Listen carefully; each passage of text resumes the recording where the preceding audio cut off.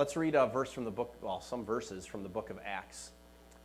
It says, "But the high priest rose up, and all who were with him, that is, the party of the Sadducees, and filled with jealousy, they arrested the apostles and put them in the public prison. But during the night, an angel of the Lord opened the prison doors and brought them out and said, 'Go and stand in the temple and speak to the people all the words of this life.' And when they heard this, they entered the temple at daybreak and began to teach." The backstory is that the disciples had been thrown in prison for, basically they were accused of causing a ruckus because they had done some amazing things for the Lord, and so they got thrown in jail. And in the middle of the night, an angel came and opened the jail and said, "Go out here, and tomorrow stand in the temple and do this." But the word I want to look at specifically in this thing is, "Go and stand in the temple and speak to the people all the words of this life." Capital L. The word says he is the way, the truth, and the life. He said, "I came to give life." And he's telling them to proclaim the truth of this life. Not this philosophy, not this opinion, not this worldview or religion, but this life. He's telling them to spread life. The Word of God, each week when we dive into it, literally is life. It will bring life to you. Amen? So this verse is an encouragement that what we're about to break into is life to you, if you will let it be. I want to think of the word, or talk about the word, refuge. So my question for you is, what do you picture? What comes to mind when I say refuge? What? Shelter. Rescue. Does it? Safety. Does anyone picture a castle? Like a castle, like getting inside the castle, or behind the walls, or you're safe from the murderous, rampaging people who are chasing you down. I think of Bible stories and people running to a place of refuge. You think of safety, you think of things attacking you. When I first looked at the word refuge in the context that we're looking at it today, I tend to picture, a righteous person whose life is being sought for whatever reason, and they flee to a city of refuge. They go across the moat and the drawbridge comes up, and they're inside and they're safe from the marauding raiders that are trying to kill them or take everything they own or whatever. They're inside and they're safe. And they're locked up inside of this safe thing that the bad guys can't get inside of. As I'm thinking about this, though, the picture of what this is expands quite a bit. Let's look at, today I want to talk about some of what the 71st Psalm talks about. I want to go to Psalm 71. This is just a piece of Psalm 71. It says, "In you, O Lord, do I take refuge.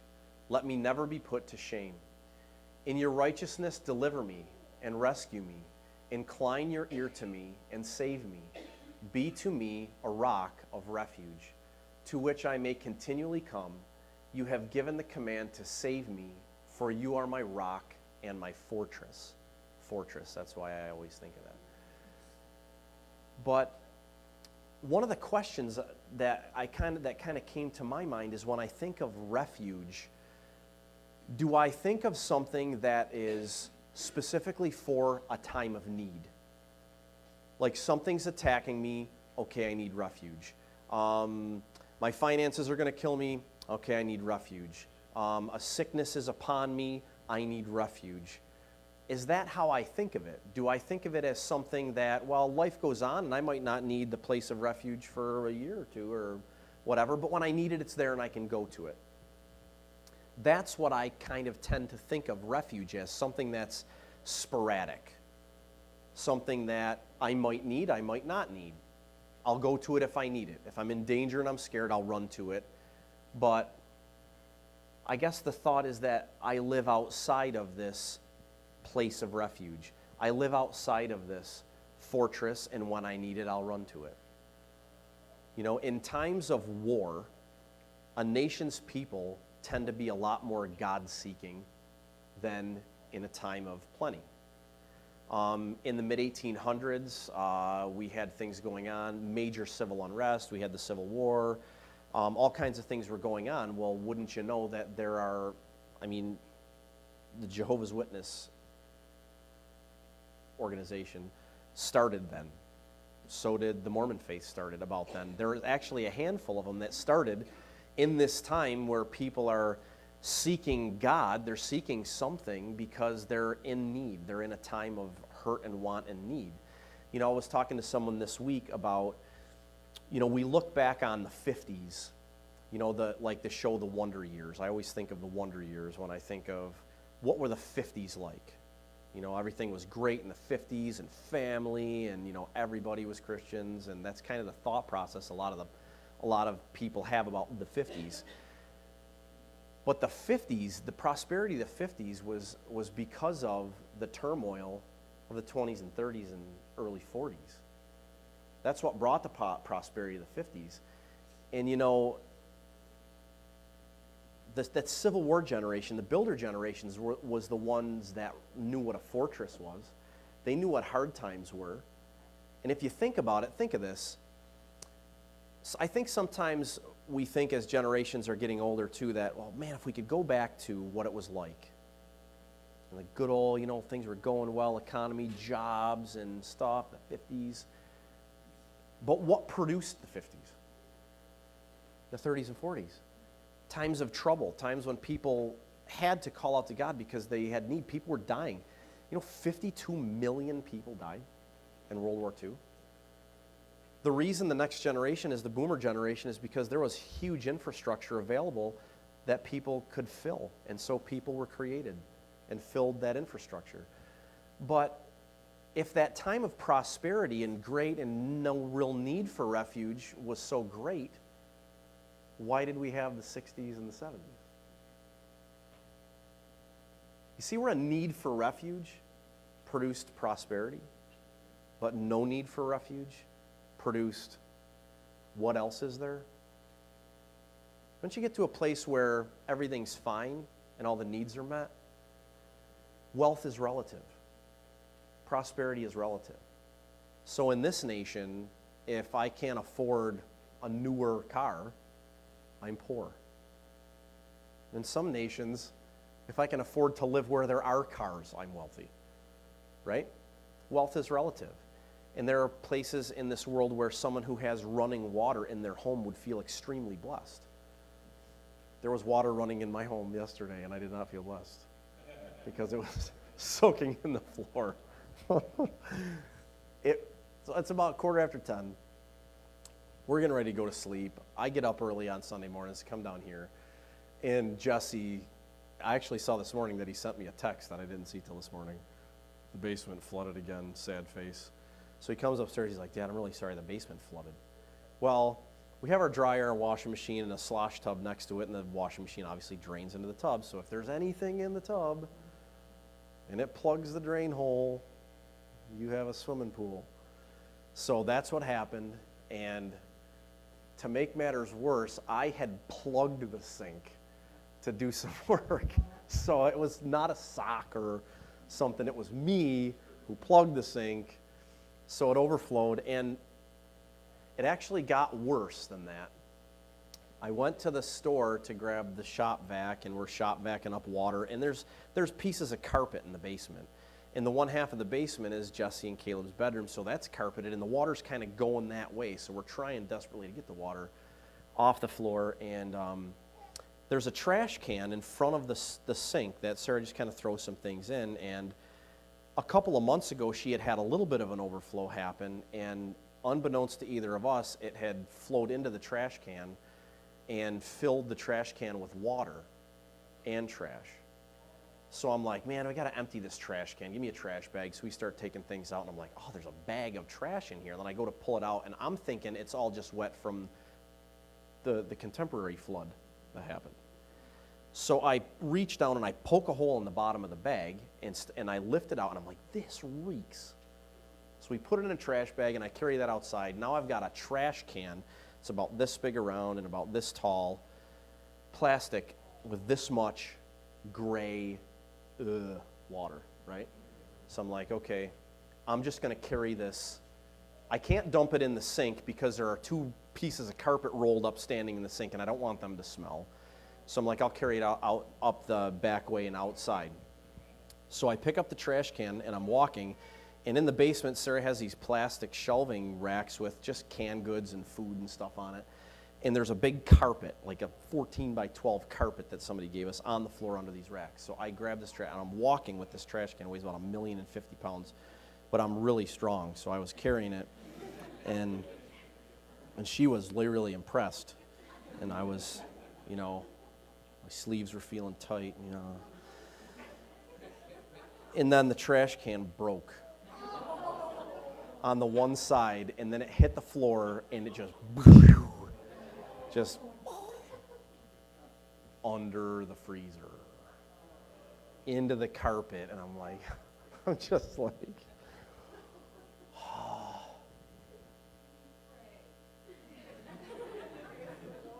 I don't remember saying anything really bad. I don't remember. Jim asked me, that was the first thing, I'm telling Jim about this morning, did you cuss? I said, I don't think I did. So, but the cool thing is in the whole thing, I was just like, what are you going to do? And Sarah's like, hey, whatever, we'll get the basement cleaned up. And I'm like, yeah. All day tomorrow, I get to clean the basement up. Yes. What a blessing. But, so it was after 11, we finally got to sleep. And I was just like, whatever.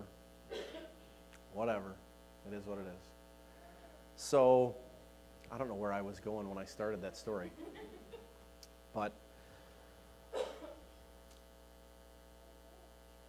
this is a place where we can live all the time. It doesn't have to be the place we go to only when things are good, only when things are in control. At 10 o'clock at night, I was going to bed. I got to get up in the morning. I went from laying in my bed to soaking wet, stinky flip-flops and sucking up water in a shop vac in like 3 minutes flat. It wasn't what I expected, but he had a plan, and it made for a great, funny story in a sermon. See? That was a blessing. This is what I think we should picture when we think of the word refuge. There's refuge. I think we should think more like this. Carolina Sandhills National Wildlife Refuge. There are wildlife refuges all over the world. But think of the difference between a fortress I run to, which is the kind of refuge he is sometimes. Think of the difference between that and this. Let me just point something out here.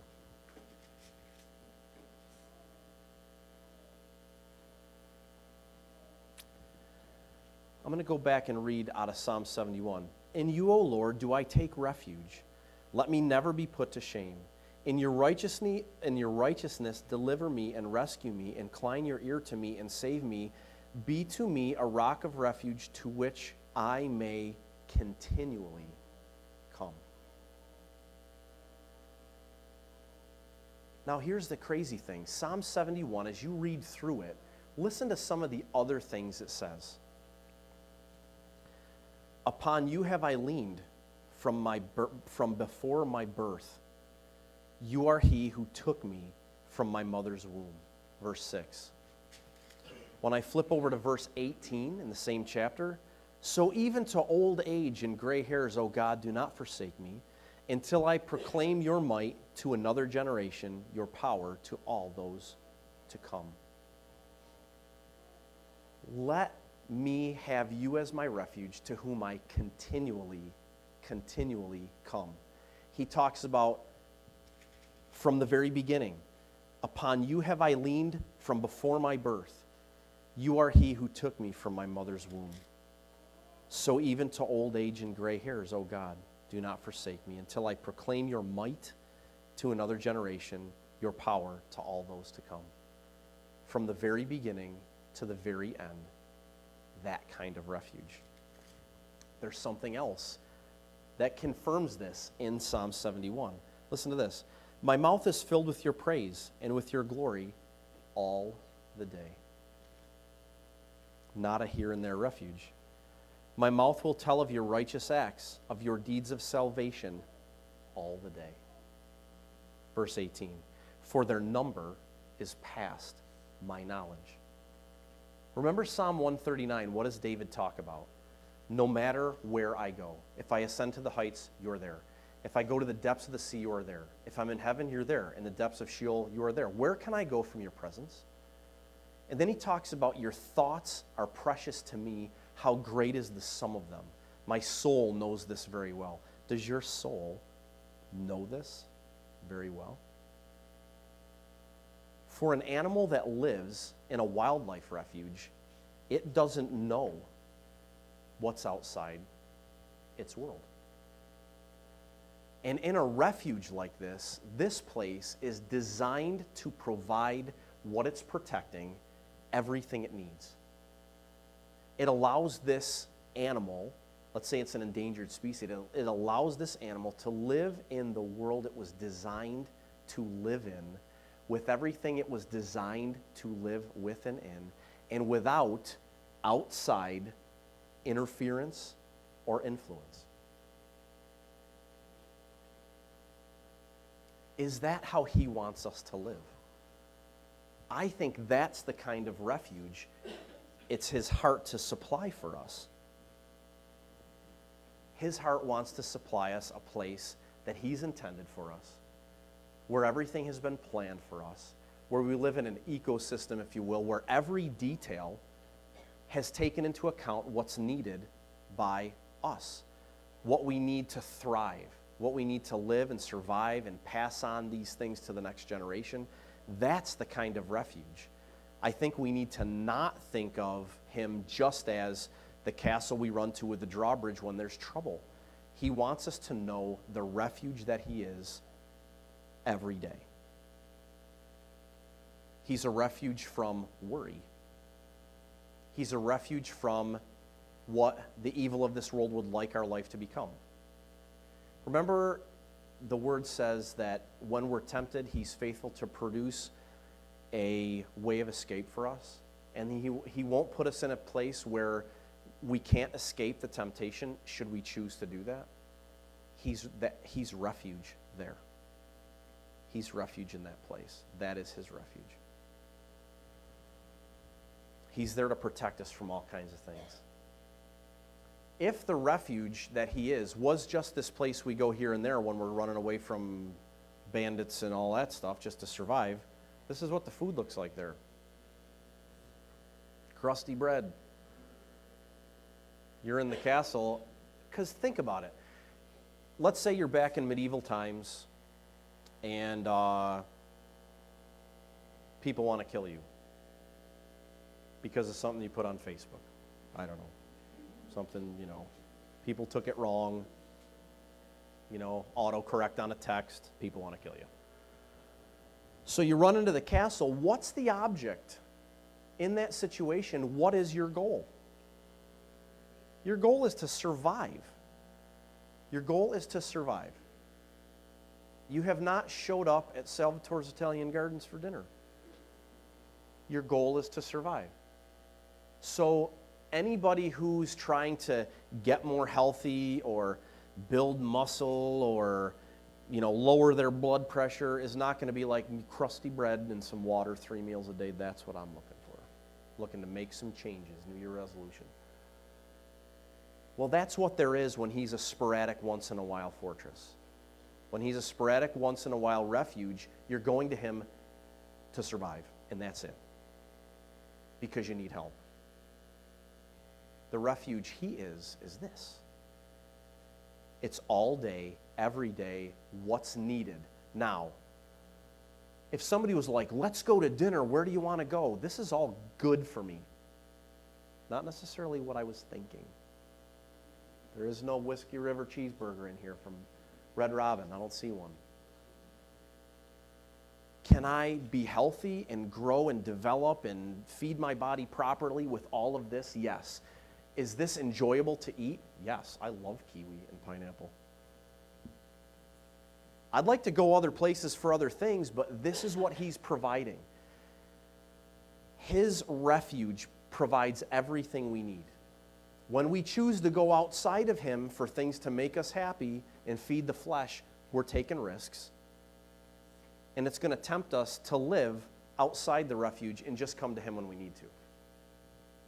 Again, the refuge he is not once in a while.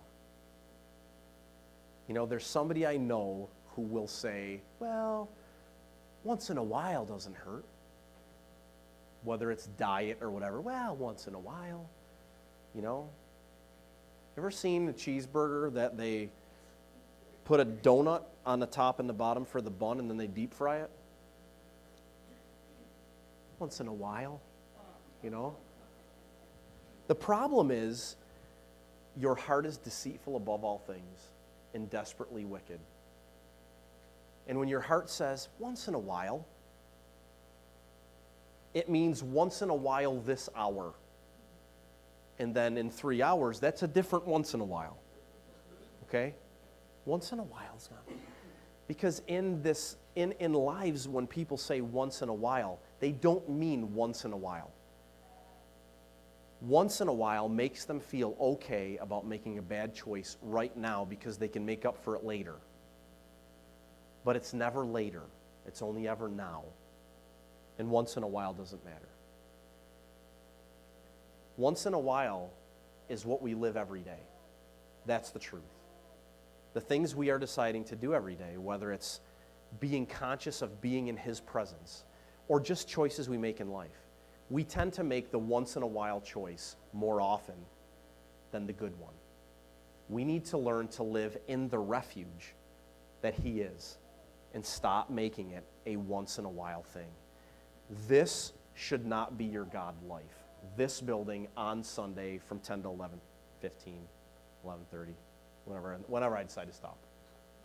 That should not be your God life. God should have a piece of every day that you have an opportunity to spend some time with him. One of my favorite things to do is to sit and be quiet and just be with him and let him just impress on me what he's thinking, what he's doing. But that's not what this world presses us towards. It presses us towards busy and indulge and all these things. And if you need God, you know the whole saying, there's no atheists in a foxhole.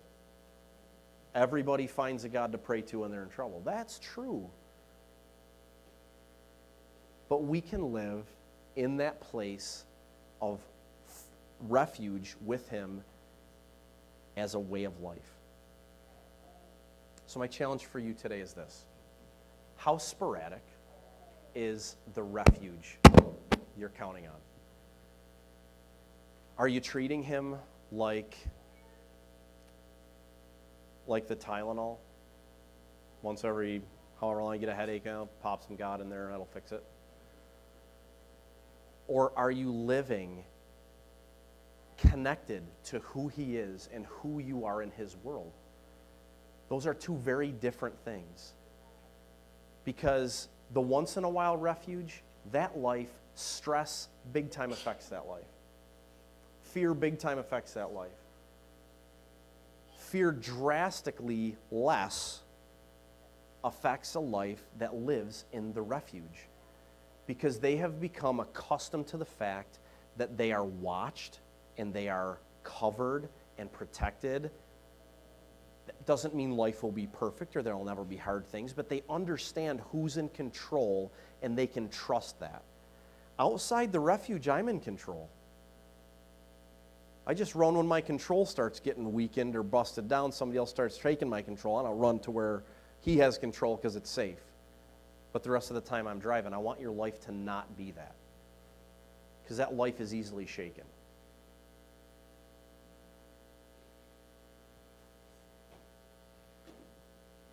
I coined a new phrase this week with Jesse. We were doing math. And I said, he's a teenager, so he just wants to get the math lesson done. I understand that. I want him to learn things, right? I'm a cruel parent. I want him to learn things. And I said, Jesse, anybody can fly a plane down. That is not hard. It might take till the plane runs out of gas, if you're lucky, but eventually it'll go down. Anybody can fly a plane down. We're trying to learn how to fly a plane here. Land. Live. It's not going to happen accidentally. We got to learn this. Your life is the same way. Nothing good happens by accident.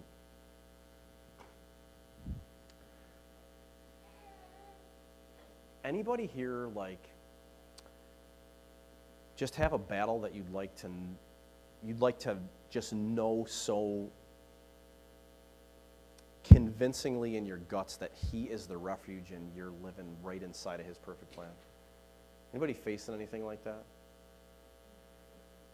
This has been a lesson I've been learning for a couple years just in the world of everything out there. For some, it's kids who have grown up and don't know Him well. For some, it's finances. Maybe you're dealing with health issues, whatever. But we can live in this refuge. And it begins with just knowing how much He loves us. I have seen people's lives change. There are people in this room who do not react to the stress of life the same way today they did 5 years ago. They just don't. You know why? Because they live a lot more in the refuge He's intended now than they did then. God has changed from the run to Him when there's trouble to the live with Him. And it changes everything. What I'd like to do this morning is I'm actually going to play one more song. I'll just give you that time to take those things in those situations and begin to allow Him to be the refuge. And to start asking Him to create a consciousness in you of living in His presence and living in the type of refuge that He is supplying for you, and to stop making Him the God that you run to just when things aren't going the way you'd like Him to.